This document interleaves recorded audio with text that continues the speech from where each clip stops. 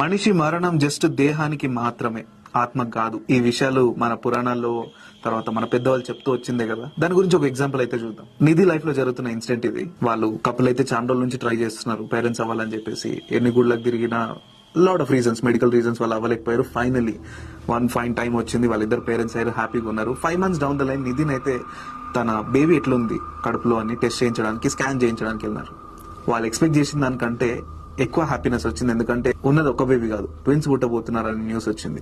వాళ్ళ ఫాదర్ అయితే కొంచెం డిసప్పాయింట్మెంట్ లో ఉన్నాడు, ఖర్చులు ఎక్కువైతాయని. But Nidhi was super happy, ఎందుకంటే ఎన్నో రోజుల కల ఇది.